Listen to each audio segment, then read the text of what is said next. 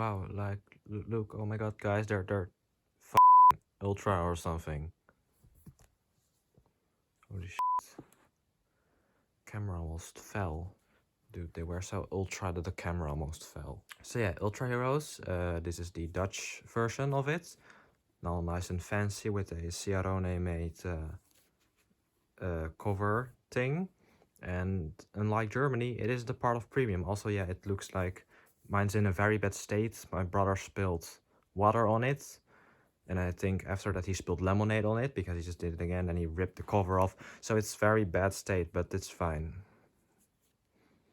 It's fine. There's nothing wrong. I'm not.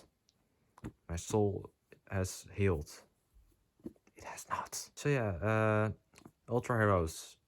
All the superheroes from Duckburg and Mouston come together, and because Super-Heróis wasn't good enough, they're Ultra-Heróis. They're ultra.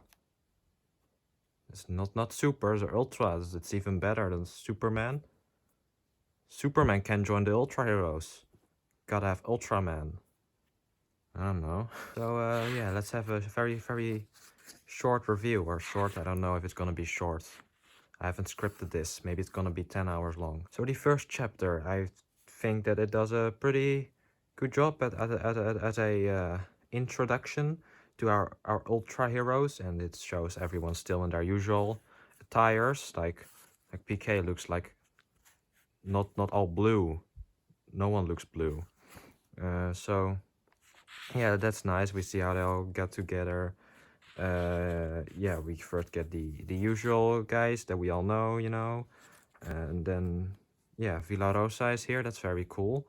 I always really like that. And then those new superheroes come. They're very silly. Yeah, these are pretty cool, I guess. They're like the only guy that I had ever heard of who isn't like very famous was Spectrus.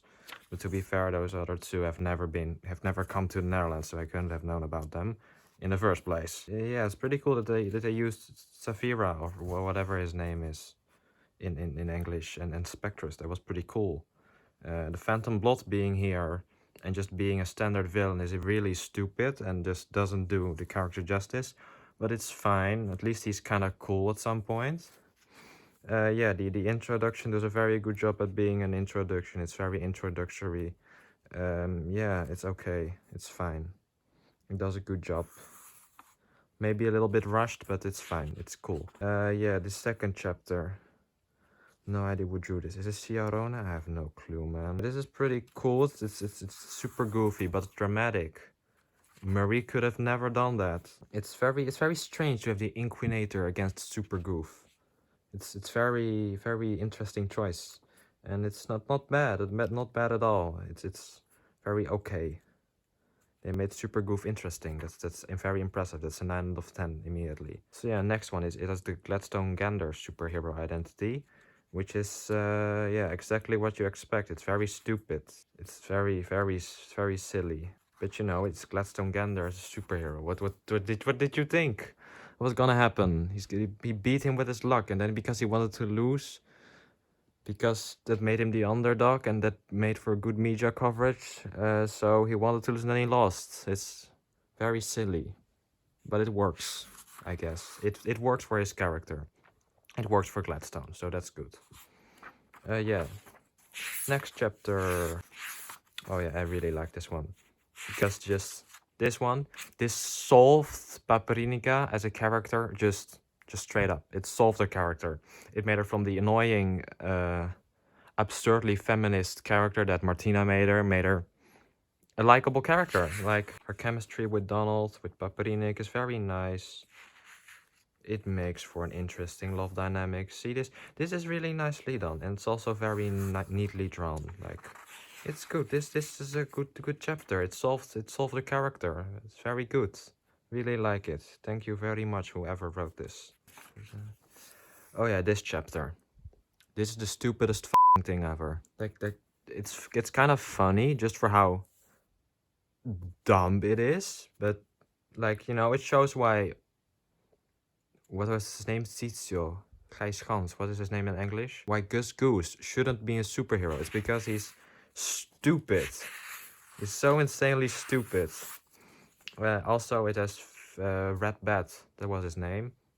Though he's blue, he's the blue bat. Uh, yeah, he's stupid. I haven't read any Brazilian stories with him, but I imagine that he's probably he doesn't have a gadget that just. Why? Why did you do that, Iga Biva? Are you stupid? This entire chapter is really stupid. There's some nice like things. Oh, everything that's not about the actual characters fighting is good. And like this is cute that they're trying to escape and that Scrooge is together with the Beagle Boys, but this is so dumb. And then he beats him by just stepping on his foot. Like why? Like obviously it's supposed to be that way. It's just supposed to be a parody of the whole superhero thing. And then in the next chapter, it's going to be actually really cool. But yeah, this part is very stupid, and it's slightly entertaining because of that, but also. That's it. This is very memorable. It's funny, I guess, but it's very stupid. Even but it was meant to be stupid, so I guess it's fine. This one, this is pretty cool. It's not very good necessarily, but it's cool. Also, like the Phantom Blood looks so badass here. What the heck? He looks so cool here. He's like, oh, the train is coming. He's gonna kill you. That's cool. Like and then he gets frozen, and then whoa, then this whoa, he's gonna die or something. Like that's cool. It gets solved really, but like at least the fight is kind of cool. You know what I mean? Like it has the OGs. It has PK. This is the OG, technically Super Goof is, but no one cares about Super Goof. And then we have the Phantom Blood. Phantom Blood is super cool. Everybody loves the Phantom Blood, He's a fan favorite. So yeah, they made them go up against each other. Of course, the good guy wins. Yeah, that's pretty cool. Also, they here more moments of PK and Paprinica having good character dynamics. That's something that we really needed. And they haven't picked it up after this, which really sucks, but it's fine. Oh yeah, here Mickey's about to get killed or something. That's wow. That's great, actually. I really like that. Oh yeah, then they all get captured or something. I don't know what happens. Oh yeah, Gladstone gets to the bad guys. He's a bad guy now. That's pretty interesting. Oh yeah, then Scrooge is like, oh, I've already escaped here many times. So he escaped, and then they go flying or something. Oh whoa, this is very. This one is not very good. Oh, see, this because Iga Bifa is not very interesting here. He also doesn't really do a lot himself. He just is like, oh, look, mammals here, animals. And then what's the guy's name? Arend Akelig, Emil Eagle. He's like, whoa, I have robots now. Whoa, bigger robot. And then Iga Beef's like, whoa, I have bigger animal. Sure. This part's funny, by the way. And then you're like, whoa, he has the biggest robot. And what is he gonna do? He has the small animal. Whoa, plot twist. Whoa. Yeah, this is just this part here that they just get stuck in Gus Goose's candy. That's very dumb. It's just a stupid reason to have him on the team. Shouldn't have had him here. Gladstone I can understand. Like, that's okay. Sure. But why is Gus here? He doesn't need to be here. That was probably the worst part of any of this. Also because Gladstone gets a really nice redemption arc. That was it. Gladstone gets a really nice redemption arc in a later story. Gus Goose doesn't get anything because there's nothing to do with him. He's just sleeping all the time. He's such a stupid addition. What's this? Oh yeah, Iga Biva becomes evil. That's right. Then they all go work together for the big finale. Whoa. Yeah, I like that Scrooge just doesn't care at all. That's funny. And that Gladstone is a total dick here. Yeah, this is okay. It's nicely done, I guess. This part is cool. It's not.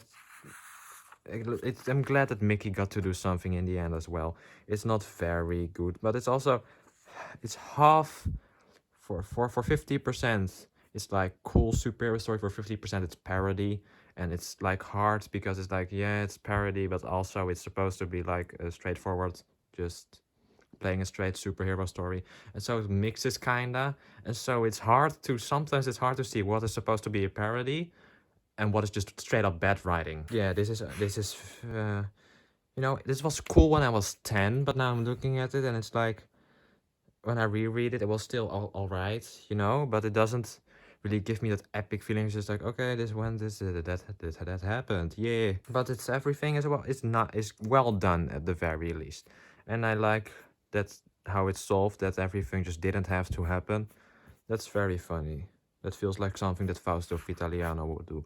I don't even know if he wrote this. Yeah, this I like this.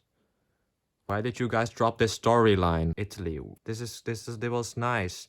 Why do you have to return to the status quo after this? Like, this was a good character dynamic. Why did you stop using it? It was good. It worked. Oh, yeah, and then it ended, and yeah, that was it. And then it was like, oh, there's this maybe a bigger bad. Whoa, the Ultra-Heróis will return. They did not. This one's kind of funny. It's written by Forazzi. I like Forazzi's humor a lot. It's very funny. It's very silly, but at least this one is funny, And it has the masked top hat makes a comeback, which is, it's cool that they remember that he exists. This one's also very funny in my opinion, just for how incredibly stupid it is. It fits. This is my kind of humor, just incredibly stupid. I just think that's funny. This character works for that. Vetri works for that. And then at the end, Mickey just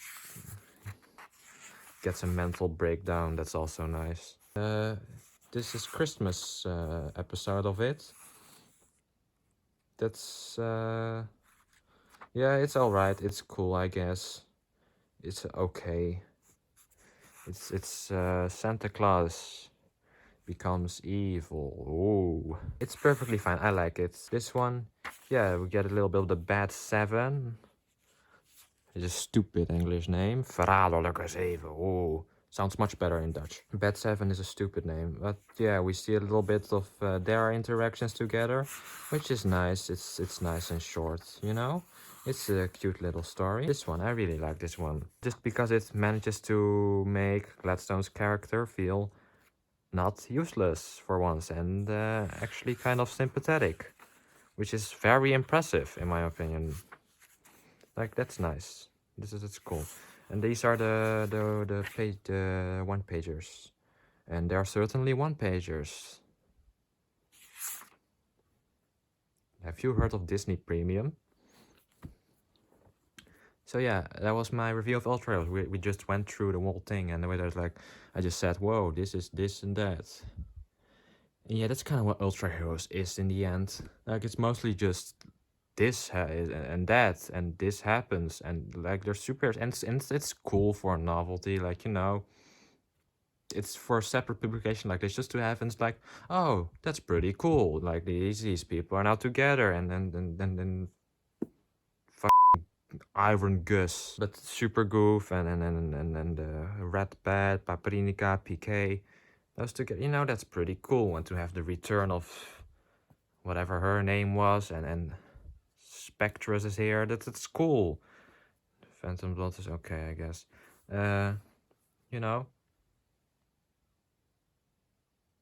It's like 4 a.m. Why are there birds outside? It's like, it was really cool when I was younger, and I really liked the 3rd chapter, and I still do. But it's not very masterfully written, and it's also not necessarily very masterfully drawn. It's like almost like PKNA, but just more parody, and just like Justice League, whoa, group thing. The coloring in these stories is really strange. I still don't know what it is, but when I was younger, I looked at this and was like, huh, this looks weird. I don't know, it was the drawings, but like, it shouldn't be, because this is just drawn by the usual guys, like Gervasio, the other people, I forgot their names, Turconi did this. Turconi did the 1st chapter. I can recognize his art style. Yeah. But I think that's something done with the coloring that makes it look different to me. It looks different. It's very much different than the usual stuff that you would see in Topolino and shit. Even though it was in Topolino, of course, but like, you know, it looks different from the other usual Donald Duck and Mickey Mouse stories. But yeah, and in conclusion, it's okay. It's pretty cool, you know. It deserves a 7.1 on Index. I think that's fair. It's nice. It's well done. It's not some kind of masterpiece, but it's fun, you know? It's a fun little thing, and you go through and you're like, oh, okay, that was pretty cool. And then you put it away, and then it's cool. What you shouldn't do with this is be America and make it the main seller for your only magazine that you have there. Like they did that. They just had only Ultra-Heróis for a few months. Those poor Americans. Like it's cool as a separate thing, but if you imagine if we instead of Donald Duck pockets, we could just got like Ultra-Heróis only for a few months. Nightmarish. But as just an aside, little thing. Oh, this was pretty cool. In that case, yeah, it is pretty cool. Just as a little thing on the side, because it's pretty neat. You gotta say this is pretty neat. It's like, I don't know what I'm doing there. They're ultra. That's neat.